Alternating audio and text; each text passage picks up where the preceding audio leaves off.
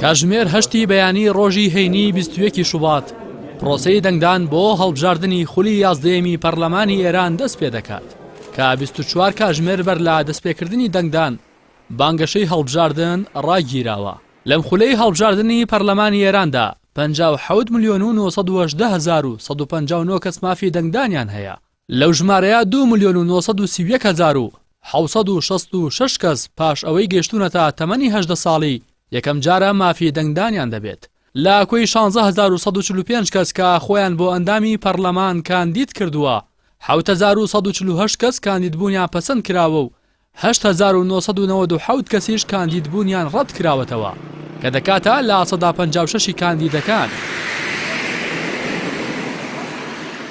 پەرلەمان ئێران کە بە ئەنجومەنی شورای ئیسلامی ئێران ناسراوە لە 290 کورسی پێک هاتووە. لەم خولەدا بەدەستهێنانی کورسیەک 19,000 دەنگی پێویستە. لەو 290 کورسیە 24 کورسی بۆ کووردە کە 20 کورسیان بەرپێکهاتەی سوننە دەکەوێت. لە سەرتاسەری ئێراندا 55,000 بنکەی دەنگدان لە 208 بازنەی هەڵبژاردندا بۆ بەڕێوەچوونی هەڵبژاردنەکە ڕێکخراون. لەو ژمارەیە 1234 بنکەیان دەکەونە پارێزگاکانی ڕۆژهەڵاتی کوردستانەوە. پارێزگای تاران بە 35 کورسی و قوم بە 3 کورسی زۆرترین و کەمترین نوێنەریان لە ناو پەرلەماندا هەیە. چەند ڕۆژێک لەموبەر عەلی خامنەی ڕابەری باڵای شۆڕشی ئیسلامی ئێران هەڵبژاردننی بە جیهاد وەسف کرد و ڕایگەیاند بەشداری لە هەڵبژاردنەکان ئەرکێکی شەرعیە. هاوکات حەسەن ڕۆحانی سەرۆکی کۆماری ئیسلامی ئێران ئەنجومەنی شورای ئیسلامی بە دەستگایەکی زۆر گرنگ و بەهێز ناو برد و داوای لە هاوڵاتیان کرد بەشدارێکی گەرم و گوڕ لە هەڵبژاردندا بکەن. پەرلەمانی ئێران لە ساڵی 1970 تا ساڵی 1989 ناوی ئەنجومەنی شورای میلی بووە. بەڵام لەو ساڵەوە دوای پێداچوونەوە بە یاسا بنەڕەتیەکان ناوەکەی بۆ ئەنجومەنی شورای ئیسلامی گۆڕدرا. هەردوو پێکاتی زەردەشتی و کەلیمیەکان یەک نوێنەریان لە پەرلەمانی ئێراندا هەیە.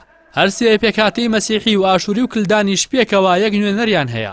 هەروەها ئەرمەنیەکانی باکوور و باشووری ئێران 2 نوێنەریان هەیە.